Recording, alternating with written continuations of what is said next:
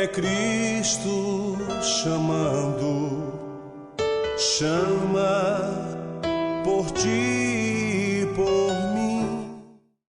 Acabam de chegar os mais novos ônibus da Real Bus, equipados com DVD, toalete, Wi-Fi, carregador para celular, elevador para cadeirante, ar-condicionado, poltronas em couro e muito mais para o seu conforto.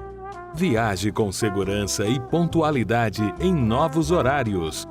Real Bus, transportando vidas e sonhos. Graças a Deus, nos reencontramos nesta manhã de sexta-feira, hoje 24 de agosto. Hoje comemora-se o Dia dos Artistas e também Dia da Infância. E eu quero aproveitar essa celebração do Dia da Infância e lembrar aos pais que é bom nós atentarmos para aquilo que está escrito nas Escrituras Sagradas.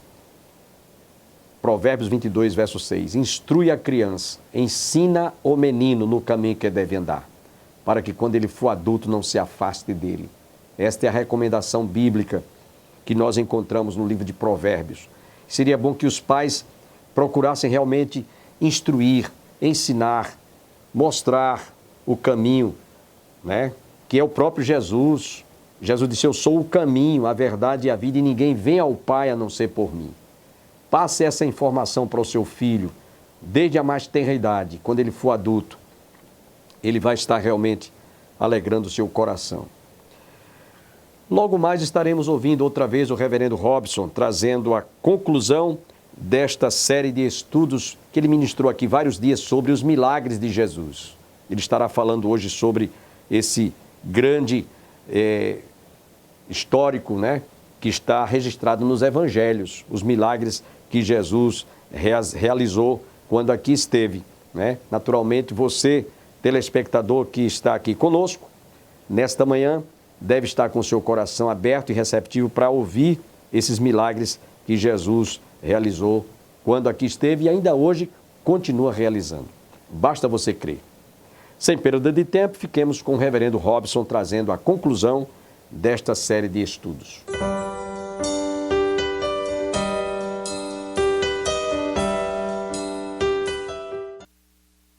Nós éramos conhecidos como o povo do livro, o povo que conhecia a Bíblia. Vá falar de Bíblia com um crente que ele conhecia.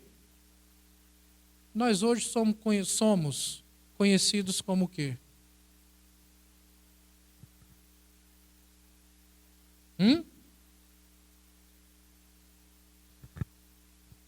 Então eu olho para um centurião romano que tinha tudo para ser um homem perverso, um homem mau, e aqui não era.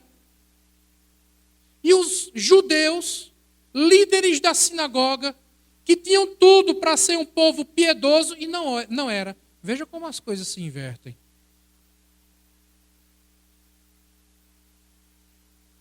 Um homem que olha para si mesmo. Esse homem nunca viu Jesus. Esse homem só tinha ouvido falar de Jesus. Esse homem nesse texto, e eu quero dizer isso para você em alto e bom tom.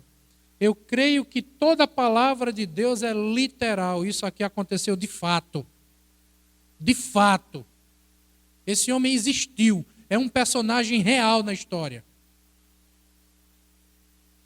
Mas eu também creio que esse homem simboliza pessoas.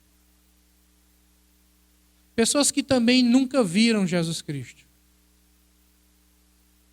Pessoas que só ouviram falar de Jesus Cristo. E que em apenas ter ouvido falar de Jesus Cristo, se dobram diante de Jesus Cristo. Se encurvam aos seus pés. Pessoas que olham para si mesmo, como esse homem se olhou, e dizem assim, eu não sou digno. Não existe dignidade em mim. As pessoas à sua volta olhavam para esse homem e diziam assim: ele é digno, ele é bom. A multidão dizia isso, mas ele também não se deixava influenciar pelo que o povo falava. O povo dizia: ele é bom, mas ele olhava para si mesmo e lá dentro de si, ele dizia consigo mesmo: eu não sou bom coisa nenhuma, eu não sou bom. Os judeus disseram aqui para Jesus: ele é digno. Mas ele manda um recado para Jesus e manda dizer 2 vezes: eu não fui até onde o Senhor está, não é por orgulho, eu não fui até onde o Senhor está, porque eu não sou digno de estar na tua presença. E Jesus vem, e quando Jesus vem, ele manda o segundo recado dizendo a mesma coisa: por favor, não entre na minha casa. Não entre na minha casa. Por quê? Porque eu não sou digno, a minha casa não é digna de receber o Senhor. Não existe dignidade aqui, não existe pureza aqui. O medo que esse homem tinha é que a impureza dele, a impureza da casa dele, contaminasse Jesus. Ele disse: eu não sou digno de lhe receber na minha casa. Foi a mesma coisa que Pedro disse no barco. A primeira vez quando Cristo faz o milagre da multiplicação lá, a pesca maravilhosa. E Pedro olha e vê o barco cheio de peixe. E Pedro se afasta assim, rastejando dentro do barco. E diz: Senhor, se afaste de mim, saia de perto de mim. Eu sou um homem impuro.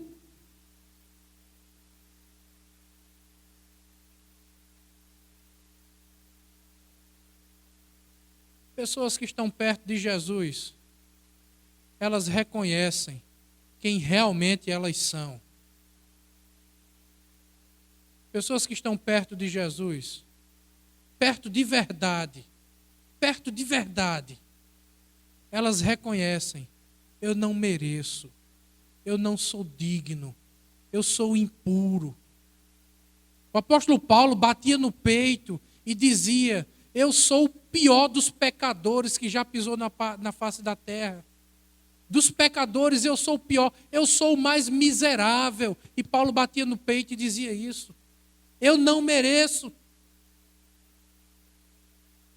E é exatamente para as pessoas que reconhecem o seu estado de indignidade, para as pessoas que reconhecem a sua impureza real, é exatamente para essas pessoas que Deus tem uma porção maravilhosa de graça para ser dado. É sobre essas pessoas que Deus derrama da sua graça e da sua bondade. E é por isso que em Mateus, Jesus disse o que eu falei agora há pouco: eu vou atrair pessoas do Ocidente e do Oriente, e a esses será concedido que sentem na mesa com Abraão, Isaque e Jacó. O apóstolo Paulo diz que o evangelho, ele foi anunciado e ele foi crido por aqueles que se consideram os menores da sociedade. As coisas loucas do mundo foram as que Deus escolheu para confundir as sábias. As pequenas para confundir as grandes. Então, meu irmão, quando amanhece o dia e a gente se olha no espelho para escovar os dentes, nós não estamos olhando para a 7ª maravilha do mundo. Nós não estamos vislumbrando a coisa mais bela e mais perfeita que já surgiu na face da terra. Nós éramos o pior que a sociedade podia produzir. Nós éramos os menores que a sociedade podia produzir. Nós éramos os loucos desse mundo. Mas fomos nós que Deus escolheu. E Ele escolheu para que sobre nós repousasse a sua glória. É por isso que o processo de salvação é apresentado exatamente nesses passos. Nós estávamos mortos e Ele nos vivificou, nos regenerou, nos justificou, nos salvou, nos santificou e, por último, Ele nos glorificou. Sobre você, se é que você é salvo de fato. Eu nunca vi um povo para falar tanto de salvação, ao mesmo tempo que é o povo que mais tem medo de morrer. Isso é contraditório. Isso é contraditório. O irmão está lá com 130 anos de idade, em cima da cama, não consegue mais nem respirar. Aí está pedindo oração para Deus curar ele.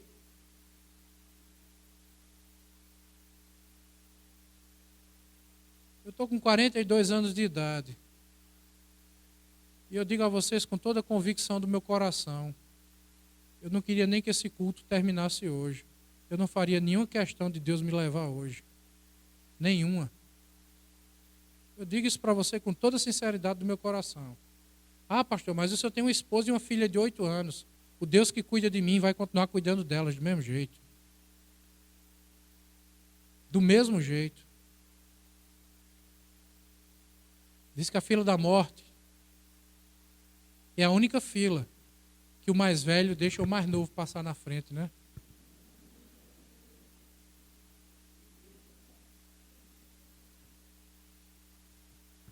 Não quer fila preferencial. Quem era esse servo? Nós não sabemos. Porque a ênfase do texto aqui não está no centurião e nem no servo. A ênfase do texto está em Jesus. Jesus é o centro, é a coluna vertebral do texto. E é exatamente aqui onde eu quero chegar agora, porque eu gastei um bom tempo falando do centurião. Um homem piedoso, um homem amoroso, cuidadoso, amigo, companheiro, zeloso com o seu servo, preocupado com a saúde de um escravo. E agora eu pergunto, de onde é que vem tanta bondade, tanto gesto bonito, tanta coisa certa que nós agora vemos na vida desse centurião? De onde é que vem todas essas coisas? Todo dom perfeito, todo ato de bondade vem de quem? De Deus. Filipenses capítulo 2, versículo 13. É Ele quem efetua em vós tanto o querer como o realizar.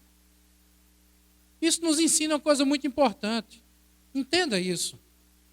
Tem coisas que nós fazemos que são boas. Tem coisas que nós fazemos que são certas. Tem coisas que nós fazemos que são dignas, que são admiráveis, que são dignas de serem reproduzidas, imitadas, copiadas. Tem sim. Mas essas coisas que nós fazemos, elas não têm origem em nós mesmos. Nós fazemos isso simplesmente como um ato da graça de Deus derramado sobre nós. Nós não temos motivo nem razão para sermos orgulhosos, para andar de nariz empinado. Se tem alguém aqui nesse texto que tinha motivo para andar de nariz empinado, era o centurião. Ele tinha. Ele tinha. Ele fez por onde? Ele conquistou. Aquilo ali ele lutou, batalhou. Aquilo ali foi com suor das suas mãos. Sabe? Ele fez por merecer. Mas fora Jesus Cristo, é o mais humilde de todo esse texto, é o centurião. Porque esse homem é capaz, ele é capaz de olhar para si mesmo e dizer: Senhor, eu não sou digno. Eu não sou digno. Eu não mereço que o Senhor entre na minha casa. Por favor, não faça isso. Não entre na minha casa. Esse homem reconhece quem ele é. Esse é o primeiro passo. Esse homem foi alcançado pelo Evangelho. Esse homem é uma ilustração do Evangelho. Ele reconhece o seu real estado. É o que eu falei no início, na introdução da mensagem. Ele reconhece seu estado de indignidade. Você reconhece o seu estado de indignidade? Você reconhece, você admite que existem coisas dentro de você que não apenas são feias, elas são podres, elas são imundas. Eu vou dizer isso aqui para você. Talvez essas coisas que eu esteja falando sejam fortes demais para você ouvir. E eu não estou dizendo isso para agredir você, eu não quero machucar você. A minha intenção não é que você saia daqui hoje se sentindo magoado. Eu não quero dar canelada em você. Essas coisas que eu estou dizendo aqui, eu digo porque eu me sinto assim. Foi assim que Deus falou comigo. Eu não digo essas coisas achando que sou diferente de vocês. A mensagem que é pregada, antes de ser pregada do púlpito, é pregada na minha mesa, lá em casa. Antes de ir daqui para aí, ela vem primeiro para aqui. Mas eu quero que você entenda isso, eu vou dizer isso. Essas coisas que eu falo talvez sejam fortes para você ouvir. Sejam verdades inconvenientes, incômodas. E talvez você até esteja pensando assim, não, eu não sou tão sujo assim, não tem tanta coisa podre assim dentro de mim, não. Não tem tanta coisa feia assim em mim, não. Tem.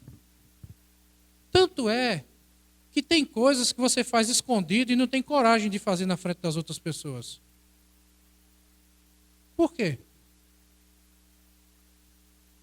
Por que você tem coragem de fazer escondidinho e não faz na frente de todo mundo, para todo mundo ver? Ou não faz?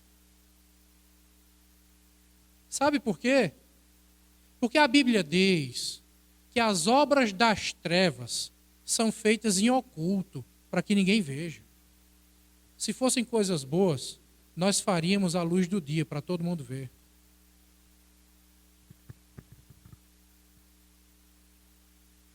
Então esse é o primeiro ponto fundamental nesse texto. Esse homem olha para si mesmo e ele se vê como um indigno. Não existe dignidade em mim. Após olhar para si mesmo, ele agora olha para fora de si. Ele olha para Jesus. Agora, isso é uma linguagem metafórica, porque ele não viu Jesus. Ele não estava perto de Jesus. Ele não teve nem coragem de chegar perto de Jesus. Ele só ouviu falar sobre Jesus. Ele ficou trancado ali, dentro da casa dele, escondidinho ali, e mandando recado. Ele olha para si e se vê assim, mas agora ele olha para Jesus. Olha entre aspas. E quando olha para Jesus, o que é que ele vê? Ele vê aquele que é digno. Ele vê aquele sobre quem repousa todo o poder e autoridade. Aquele que é dono, aquele que é senhor de todas as coisas. É isso que ele vê em Jesus. Então ele se vê muito diferente de Jesus. À medida que ele se vê muito pequeno, ele vê Jesus muito grande. À medida que ele se vê muito fraco, ele vê Jesus muito forte. À medida que ele se vê indigno, ele vê Jesus com toda dignidade. E ele manda um recado para Jesus. Basta o Senhor falar, Senhor. Senhor, eu creio. Basta o Senhor falar. Eu não preciso te ver. Mas mesmo sem lhe ver, eu me submeto a ti. Eu sou um homem que tem autoridade, mas a minha autoridade é nada diante da tua. Eu estou aqui. Imagine isso dito por um centurião romano que fala esse tipo de coisa para um judeu. Veja como esse homem enxerga Jesus. Ele olha para Jesus pela fé. Esse homem, irmãos, somos nós. Quem aqui já viu Jesus? Quem aqui sabe me dizer como Jesus é? Eu olho para os quadros, tem quadro lá, Jesus de olho azul, castanho, olho verde. Afinal de contas, qual a cor dos olhos dele? Cabelo comprido, cabelo curto, cabelo loiro, galego, castanho claro, escuro. Imagina-se.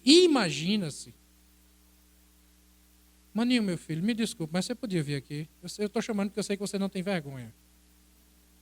Né? Perdão, você não é tímido. Né? Esse negócio de não tem vergonha tem um duplo sentido, né? Você não é tímido, você canta, você prega, você louva, toca, eu sei. Imagina-se que Jesus deveria ter um aspecto físico como o Maninho.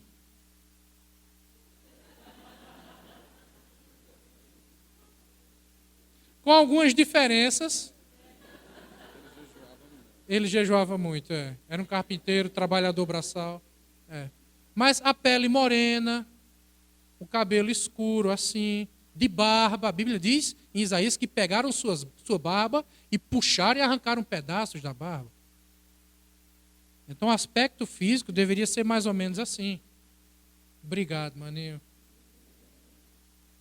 É o que se imagina, pelo fato dele ser um judeu do século I, é o que se imagina. Mas aqui quem já viu Jesus? Mas eu pergunto, quem aqui crê em Jesus? Quem aqui já reconheceu a si mesmo como alguém extremamente indigno diante da dignidade do Senhor Jesus? Quem aqui já creu na palavra de Jesus, mesmo sem ter visto Jesus? Irmãos, nós somos esse centurião que tinha de tudo para viver uma vida orgulhosa. Talvez você se orgulhe da vida que tem. Eu sou um bom pai de família, pago minhas contas em dia, trato minha esposa bem, ajudo a velhinha a atravessar a rua. 2 molas. Talvez você tenha coisas na sua vida que justifiquem você ser uma pessoa orgulhosa. Mas diante de Jesus, todo orgulho é quebrado. Esse homem se quebra. Esse homem não olha para a sua vida. Ele não olha para as suas condições. Ele não olha para a sua história. Ele olha para Jesus sem ver Jesus. Já imaginou o que é olhar Jesus sem ver Jesus? Esse homem olha para Jesus pelos olhos da fé. E é esse o convite que eu quero fazer para você hoje à noite. Que você olhe para Jesus, mesmo sem ver Jesus. Porque é esse Jesus que transforma. É esse Jesus que pode trazer para você agora o milagre que você precisa. O milagre que você deseja. Esse homem faz tudo isso e não faz nem por ele mesmo. Faz por causa de um servo, de um escravo. E tinha tanto escravo naquela época que um escravo a mais, um a menos não fazia diferença. Não fazia diferença para quem tem um coração impiedoso. Não era o caso desse homem.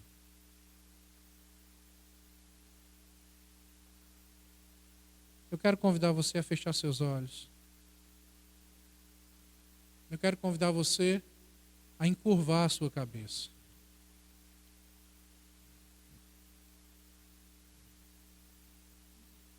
Jesus disse para esse homem: vai-te e seja feita conforme a tua fé. A fé desse homem foi uma fé que foi justificada. Esse homem foi justificado pela fé. Porque a fé dele foi direcionada para Jesus Cristo. Em João capítulo 14, o Senhor Jesus Cristo nos diz: tudo quanto pedirdes em meu nome, o meu Pai que está no céu o fará. O que significa pedir em meu nome? Significa pedir de acordo com a vontade de Jesus. Nós precisamos conhecer qual é a vontade de Jesus. Olhe para você mesmo. Não faça como os gnósticos que olham para dentro de si mesmo e acham que existe verdade e luz dentro dele. Se existe alguma coisa boa em nós, irmãos, ela veio de Deus. É Ele quem nos justifica, é Ele quem nos santifica, é Ele quem nos liberta, quem nos salva. Ele é a fonte de toda bondade que você precisa.